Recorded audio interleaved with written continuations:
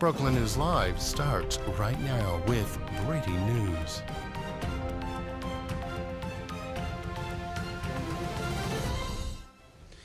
Alrighty, welcome here live into Brooklyn News Live. It is 9 a.m., another weekend special edition here. Time now 9:04 a.m. We do have a lot we're going to get to, so stick with us here.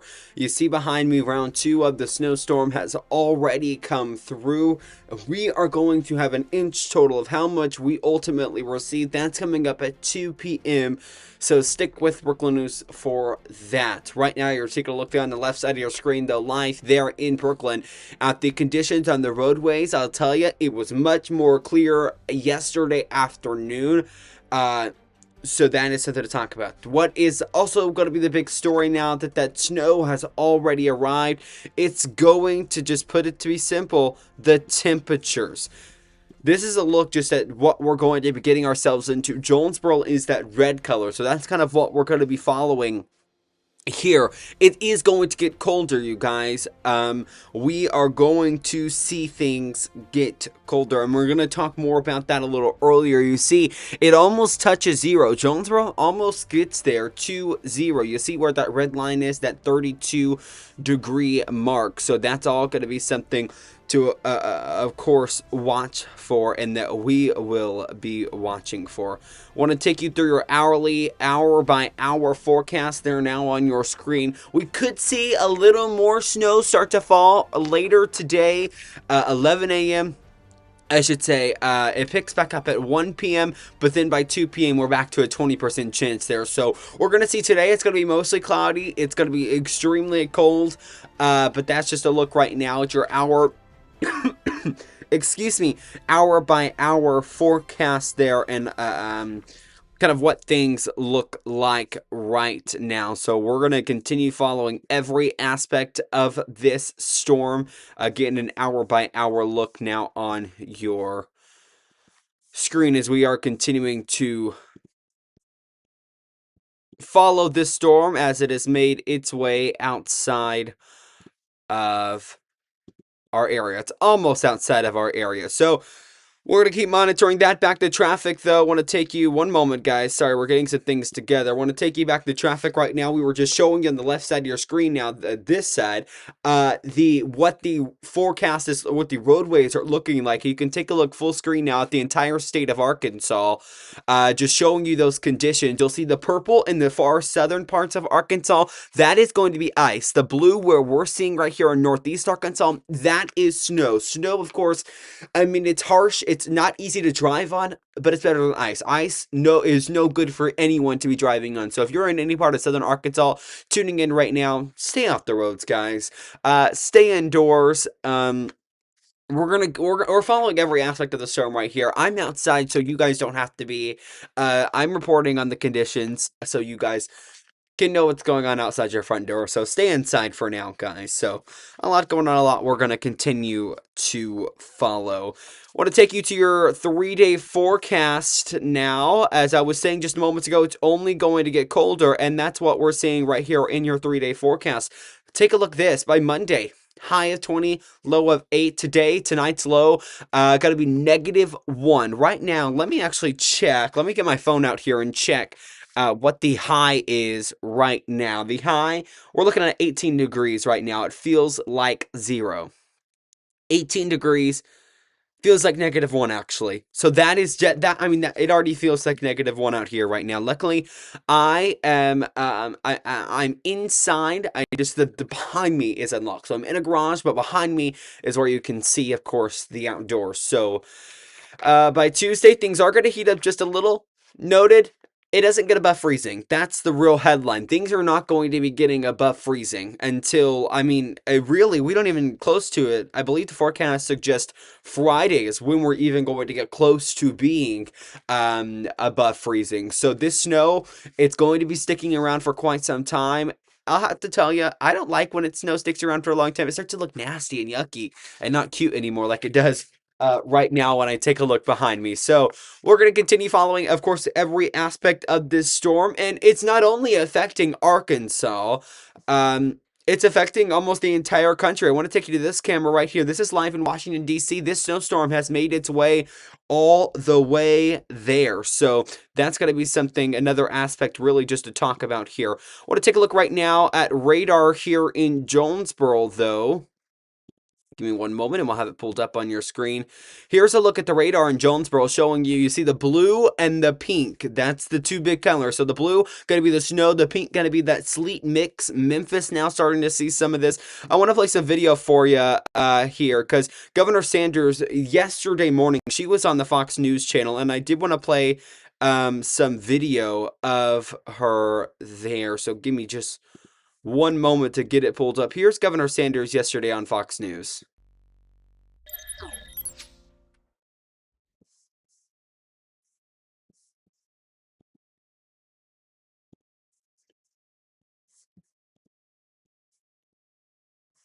Okay, it appears as if we're having a few difficulties with that. I do apologize.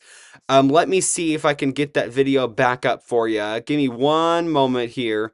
I do apologize about that. This is what it kind of looks like when we're live broadcasting. We might see a few technical difficulties come in here or there. So let me see if I can actually get that video back up and rolling. Okay, maybe we have it now. Play it. Arkansas Governor Sarah Huckabee Sanders, who has declared a state of emergency in her state. Thank you for joining us this morning on the phone. So what does it look like down in Arkansas? Well, certainly it is very cold here, very abnormal temperatures for our state, but we've had amazing teams that have been working around the clock to prepare for the storm that's hitting. We're in the middle of the first wave and expecting a second one to hit later today and into tomorrow. And like I said, we've done a lot of work to get ahead of the storm. I declared a state of emergency earlier and directed about $250,000 to put assets in place. And we've got over 170 members of our Arkansas National Guard that have been deployed and actively assisting communities all over Arkansas over the last 24 hours. And we have roughly about 6,000 people without power, but had a chance to visit with some of our linemen yesterday and take them cookies and get them caffeinated and sugared up so they could continue working. There's about 3,500 of them that are working nonstop and around the clock to ensure we have power and get people's power restored as quickly as possible. And we're continuing to encourage every Arkansan to stay off the roads and to really take this storm seriously and follow the guidance of our state and local officials. It looks pretty, and we certainly hope people can enjoy. Also ask them to be really cautious as they're getting out. Of these weather maps, you see just really the sheer magnitude of the storm, but Little Rock seems to be right in the middle there. And you're talking about kind of your message to Arkansans to take this seriously, put it into context for us, sort of how significant of a storm this is specifically for our. Certainly, in the southern part of the country, we like warm weather. In Arkansas,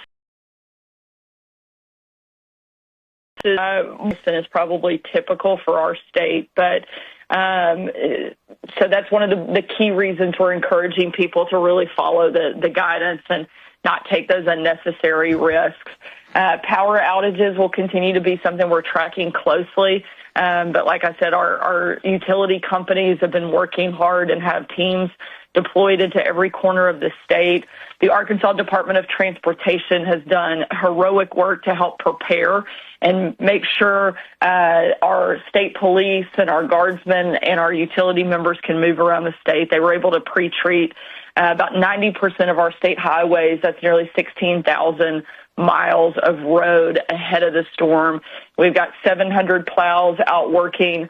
Again, we're trying to do everything we can to prepare, but Mother Nature is not something you get to control, and so we've got to be very aware of our surroundings and what's coming. One thing we encourage people, we have a website set up called helparkansas.com, and people can report power outages, locate food assistance, check road conditions, find warming shelters, and access a number of different resources all on that one site in that one location. So we encourage people who need assistance or want to offer assistance to go to helparkansas.com.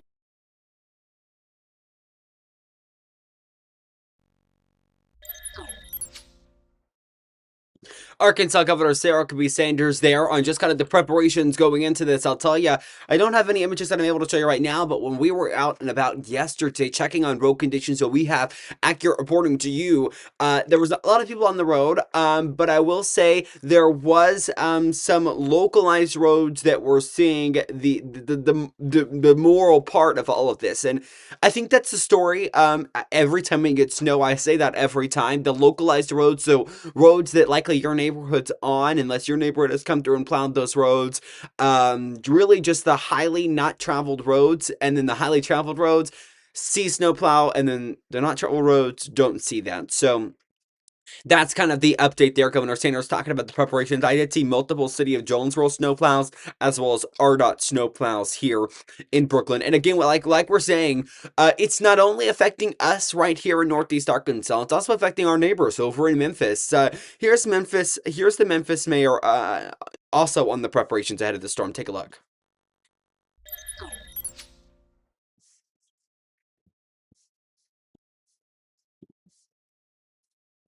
Okay, looks like we're also having problems with this video. You'll have to give me one moment. I don't know why we're having so many issues right now.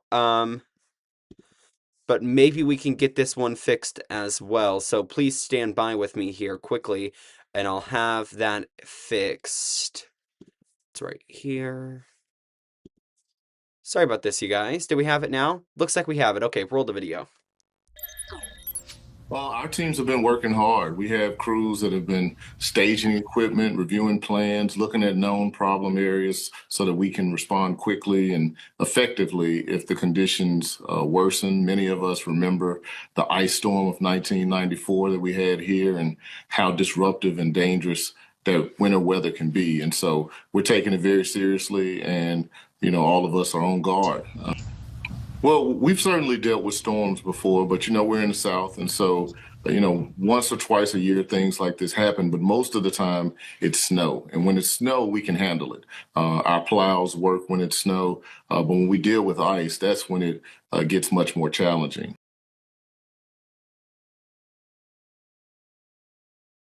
Memphis mayor there. You're taking a look at some pictures from WREG, the local station there in Memphis. That's a live look right now at the Memphis International Airport, a camera from there.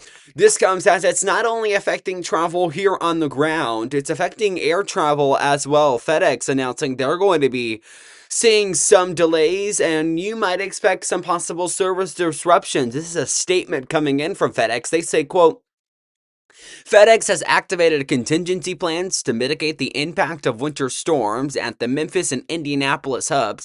Potential delays are possible for packages with the ship date of Friday, January 23rd and Saturday, January 24th, as well as shipments with a delivery commitment of Saturday, January 24th. Excuse me. Sorry. While the safety of our team members remains our number one priority, FedEx is committed to providing the best service possible under these conditions. So if you got a package coming in, FedEx is delivering it, you're likely going to see some type of delay there. So of course, we're following every aspect of this storm because, again, as I was just saying, it's not only affecting people on the ground, it's also affecting air travel. I want to take a look right now. This is a look at FlightAware's disruption map here, showing you kind of some of those cancelizations that are being seen. So you're looking right now at total delays today, 10,673. Yes, that is abnormal. Looking at cancelizations, 10,742 by airline. I should say, I'm going to go by destination airport there. Charlotte CLT, so the Charlotte Douglas International, the Hartsfield Jackson International, John F. Kennedy, which I believe that is in New York.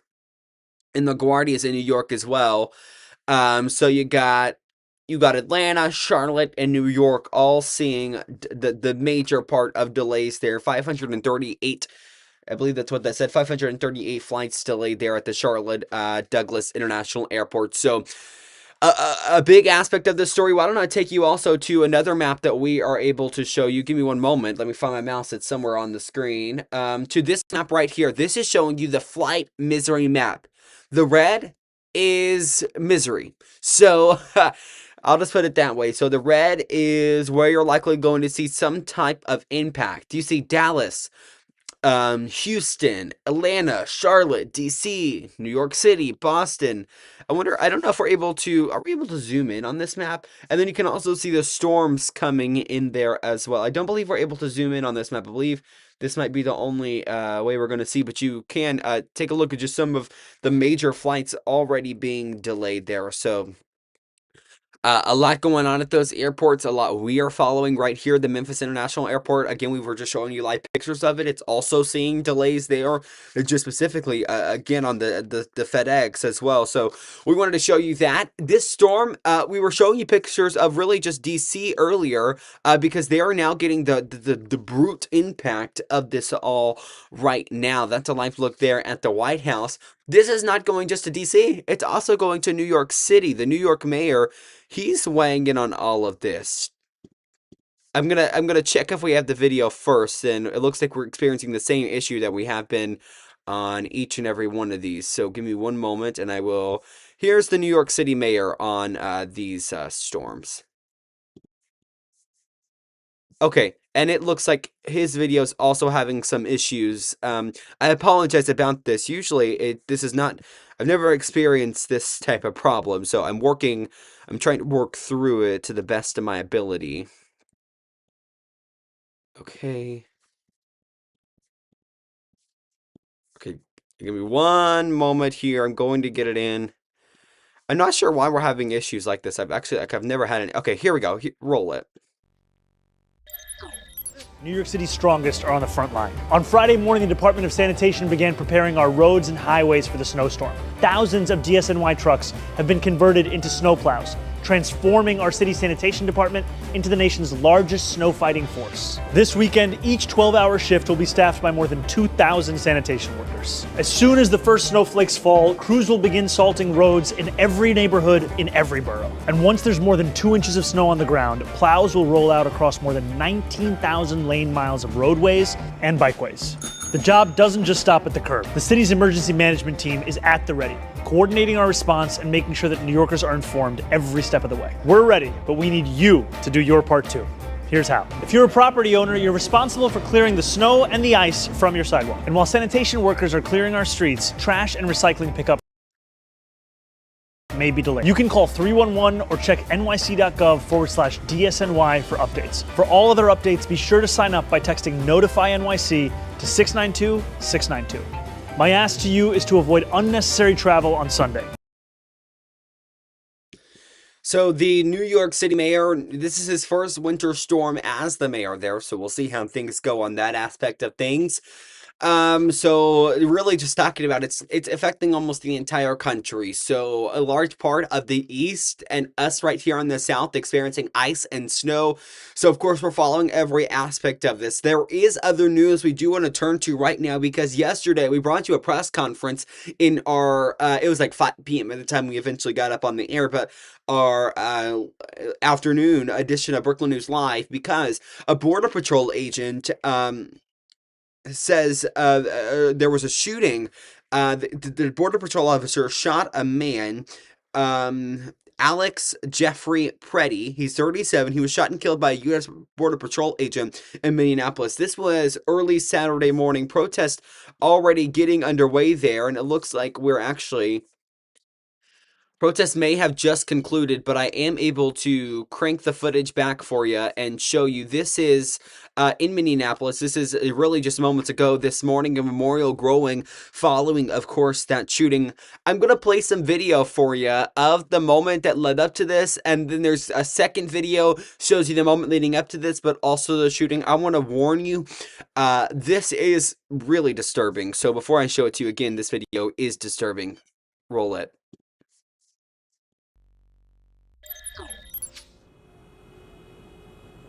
Things got buried.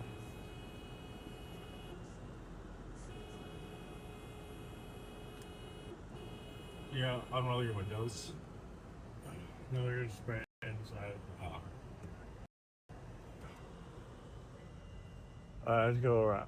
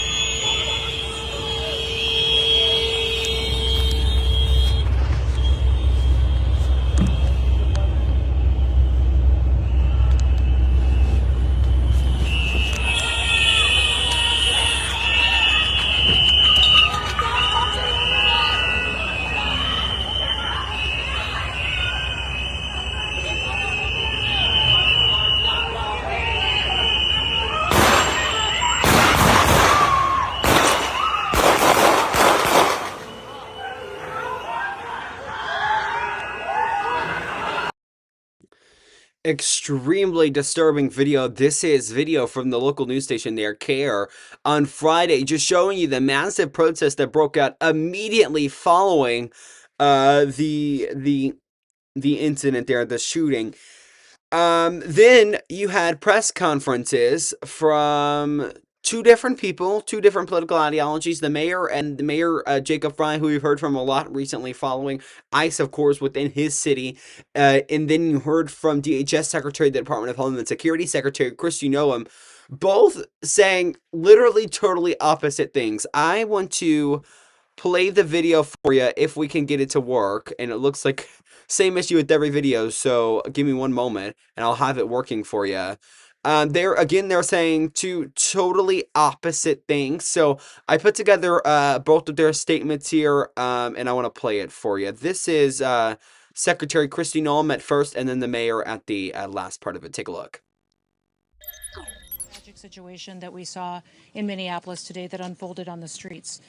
It occurred with DHS law enforcement as they carried out their lawful duties to keep Americans safe in the threat of criminal illegal aliens in this country. At 9:05 a.m. Central Time, the Department of Homeland Security law enforcement officials and officers were conducting targeted operations in Minneapolis against an illegal alien whose criminal history included domestic assault with intentionally inflicting bodily harm, disorderly conduct, and driving without a valid license. An individual approached U.S. Border Patrol officers with a 9mm semi-automatic handgun. The officers attempted to disarm this individual, but the armed suspect reacted violently. Fearing for his life and for the lives of his fellow officers around him, an agent fired defensive shots. Medics were on the scene immediately and attempted to deliver medical aid to the subject, but he was pronounced dead at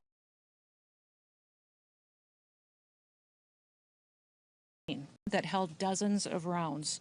He also had no ID.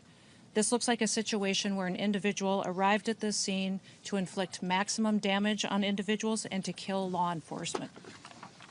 About hundreds of protesters then showed up at the scene. They began to obstruct and to assault law and other objects. I just saw a video. Agents pummeling one of our constituents and shooting him to death.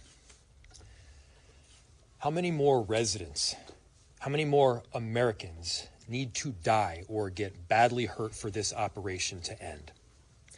How many more lives need to be lost before this administration realizes that a political and partisan narrative is not as important as American values? How many times must local and national leaders must plead with you, Donald Trump, to end this operation and recognize that this is not creating safety in our city? As you'll hear from Director Sayer in just a second, we have seen these kinds of operations in other places, in other countries, but not here in America. not in a way where a great American city is being invaded by its own federal government. I'm done being told that our community members are responsible for the vitriol in our streets. I'm done being told that our local elected officials are solely responsible for turning down the temperature. Just yesterday, we saw 15,000 people peacefully protesting in the streets, speaking out, standing up for their neighbors.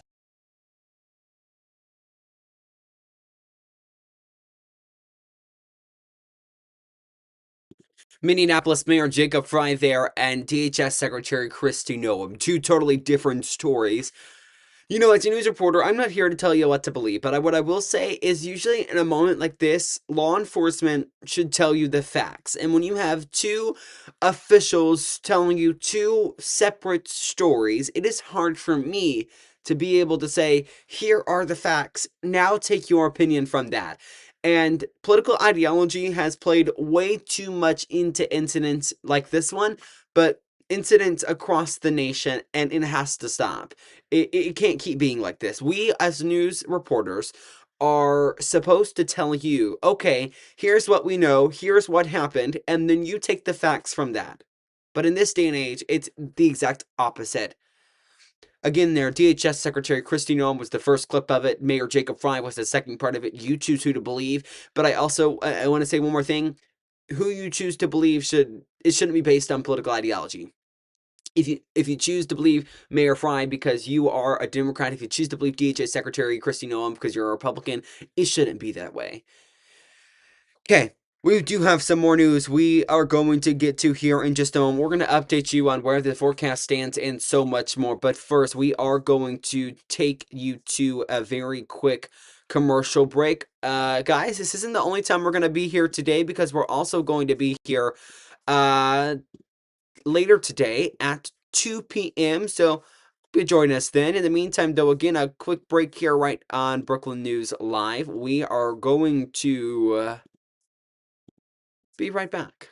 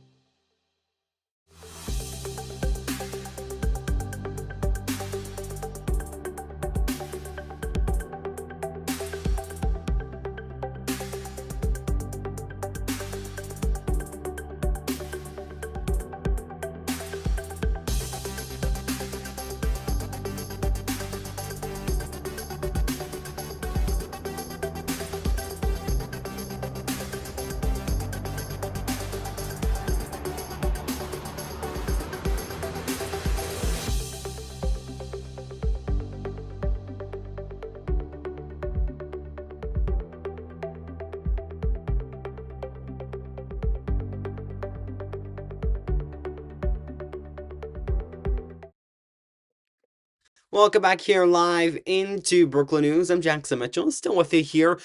Time now, 9:33. We still have plenty of headlines to get to. Want to do provide a quick update though on your where your traffic right now stands. Full screen there.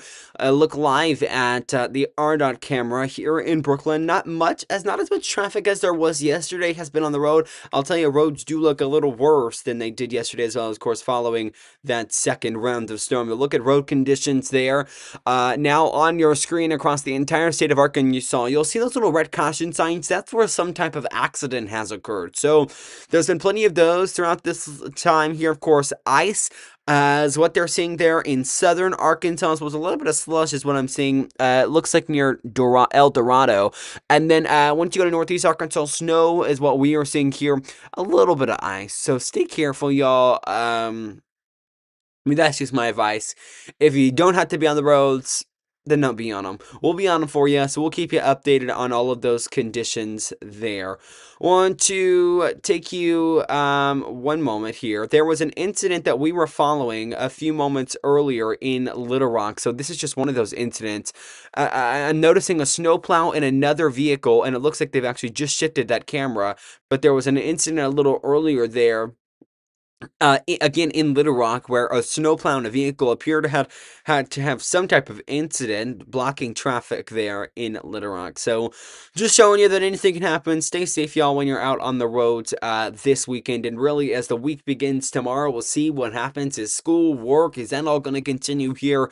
Most businesses closing today and tomorrow, so we're going to keep you updated on where things stand when we talk about traffic. Okay, so another big story that we've been following is overseas. Of course, since the U.S. capture of Venezuelan ousted Venezuelan president now, I should say ousted by force, I guess, by the U.S. Nicolas Maduro now, of course, in the U.S.'s hands. There has been another boat attack. Take a look at this video. This is one moment here. We might get it to pull up on your screen here in just a second, but that video showing the first boat attack off of Venezuelan seas in the Caribbean since the capture of Venezuelan President Nicolas Maduro. So there you go. This is the statement getting in from the Southern Command, who is the one that usually releases these videos. They're saying, quote, on January 23rd, at the direction of Secretary of War Pete Hegseth, Joint Task Force Southern Spear conducted a lethal kinetic strike on a vessel operated by designated terrorist organizations. Intelligence confirmed the vessel was transiting along known narco trafficking routes in the Eastern Pacific and was engaged in narco trafficking operations. 2 narco terrorists were killed and 1 survived the strike. Following the engagement, U.S. Southcom immediately notified USCG, which is the United States Coast Guard, to activate the search and rescue system for the survivor. Again, the first no one since Venezuelan's president's capture. Of course, the U.S. strikes targeting alleged smugglers are having enormous impact on slowing. This is what the White House is kind of saying. They're saying these attacks, they are having enormous impact on slowing drug trafficking throughout the U.S. A lot of this, of course, unconfirmed information, but we are going to continue following every aspect of that. I want to take you back here live in Brooklyn. Give me one moment. I want to take you right now back here live in Brooklyn, where a meeting is said to happen this week, a drop-in meeting, January 29th, so it's a little later this week. We'll see if they reschedule it, what happens, but this comes at Brooklyn Public Schools because they are looking to increase their millage. 3.95 is this proposed millage increase. Of course, the election happening on March 3rd of this year, but a drop-in meeting said to be held there. It's going to be held January 29th at the Brookland School Auditorium from 5:30 p.m. to 7 p.m. There's also going to be a basketball game going on in the arena, which is near the auditorium at the same time. It's just a drop-in meeting, a little informal is how they're explaining it. Just kind of come, ask your questions about all of this. So there you go. This comes after they've been handing out pamphlets at these games, trying to get people to understand.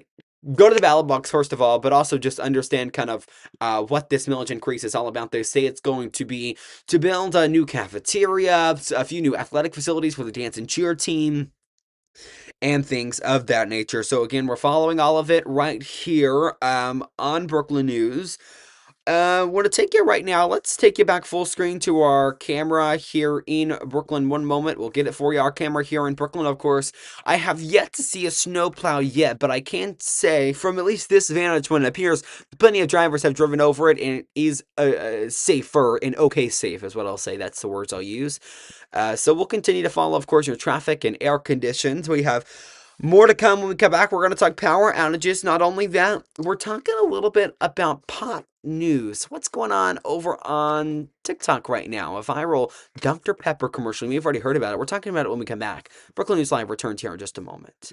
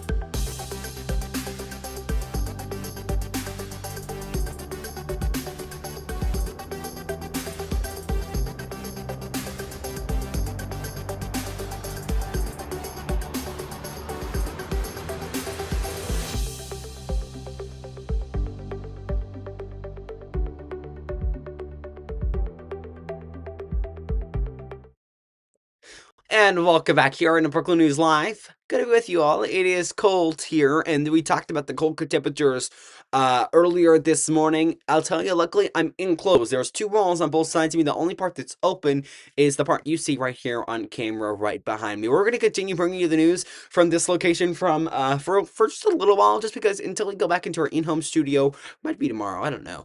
We'll see how the weather conditions aim out. I just don't want to be out here and freeze to death.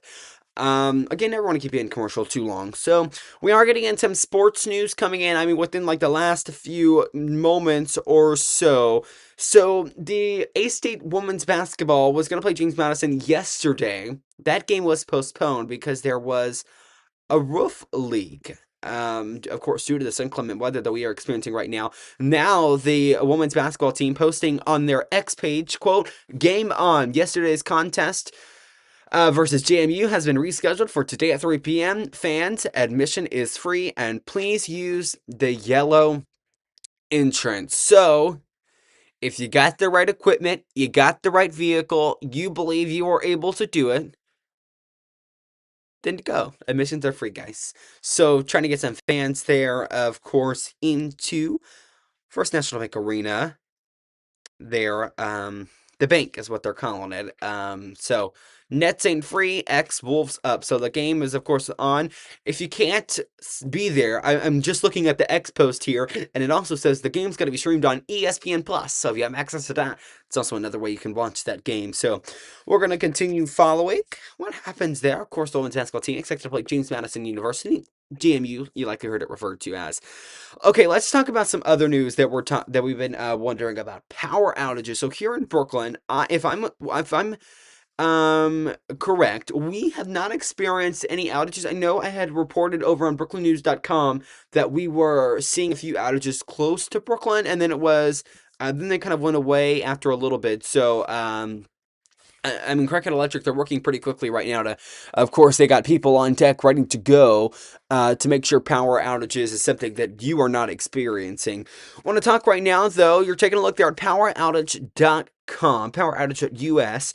So it's talking about, this takes all states, almost all electric companies, and puts them into one. So people like you, people like myself, are able to take a look at what states experience the biggest power outages. I'll use my mouse here and I'll just kind of go over a few of them to bring that to you. So currently Texas, 130,000 people are without power. Looking at Louisiana, 125,000. In Mississippi, 142,000. Over in Arkansas, 5,371. Looks like the biggest ones we're seeing are going to be the counties, maybe Texarkana, maybe in that area, but closer to Texas and Louisiana, of course, where they have seen a lot of that ice. Take a look at Tennessee, 291,000 people without power. Kentucky, 60,753. And Virginia, 14,233. So this map likely to grow with power outages because this storm, it's still going. We were showing you pictures of radar earlier, and I'm actually going to switch back to our RDOT camera here on the left side of your screen because we were just seeing, and as soon as it switches, we lose it, but it appears they had some type of plow out. Unclear if it was for a parking lot, for the city. I could not quite tell. I just saw it for just a few moments. But what I'm going to do here, I'm going to go back to our radar to continue our coverage here, of course, of this winter storm. Back to radar right now. In the last few moments, of course, this storm making its way almost fully outside of northeast Arkansas. Maybe some locations far west, I should say east, excuse me, there, of Jonesboro, Memphis, getting the impact of all of this, getting the worst of it. Right now, this, of course, is round 2 of the storm as it has concluded. Time now, 9:45. I want to remind you all something. You can go to brooklandnews.com right now, and we are giving you guys live updates of the storm. So when we're not on the air, I'm over here typing up updates, making sure you guys get the news straight to you whenever it might break. So go to brooklandnews.com, of course, for live updates of that all. We're going to sneak in another quick break here. When we come back, we're talking about a new Dr. Pepper commercial released. The story behind it, though, it's quite interesting. We're back here in just a few moments.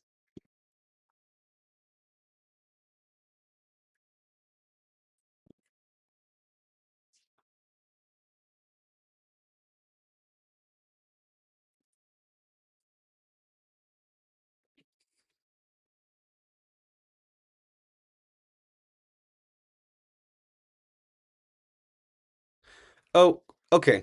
So I'm actually not sure if you guys can hear me, but we are experiencing some technical difficulties here. You may have noticed I was gonna kind of stick here and see if we could get it fixed. It does not look like it's going to happen. It doesn't even look like I can switch to anything right now. So you're stuck seeing my face for just a moment. Please stand by. We might be able to get it for you, but it doesn't appear that that is going to be likely right now. One moment, guys. One moment, and I'm going to see if I can fix this. Hold up.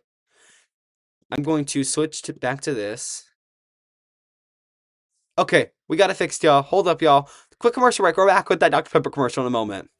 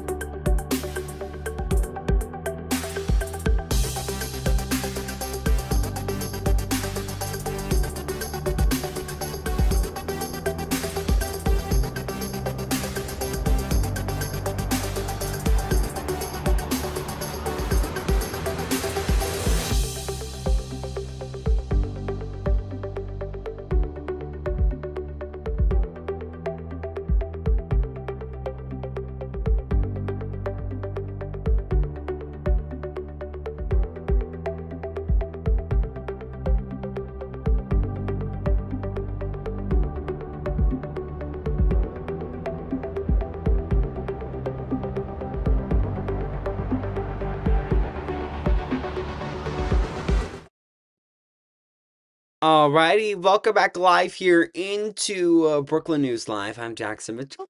Of course, it's still good to be with you as we are continuing our coverage of these winter storms on this Sunday. Special edition here on Brooklyn News Live. Still so good to be with you. Been teasing it for a little bit now. We're going to talk about this new Dr. Pepper commercial. I'm going to play it, and then I'm going to tell you about the story behind it all. Here's the commercial. Maybe. Take a look.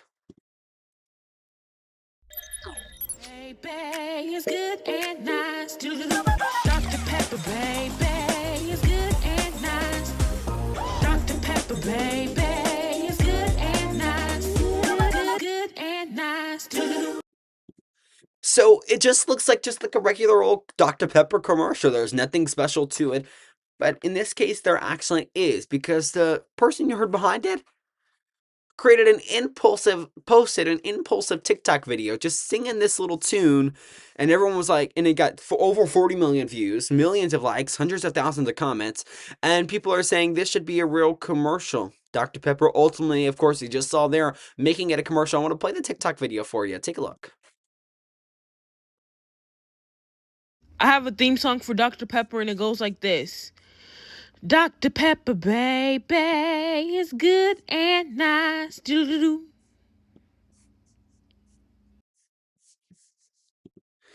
So there you go, just a short TikTok video, but it shows you how it all came together. So Romeo there creating that TikTok video, it ultimately goes viral. Dr. Pepper says, okay, make it a commercial, and I'm fine with giving Dr. Pepper a little free advertisement by showing it. Why don't I show the commercial one more time, because I think this is just awesome.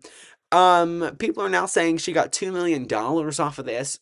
She has not confirmed that. There's an image showing her with a $2 million check. I'm unable to confirm that. Might be true, might not be. So let's play the commercial one more time for you.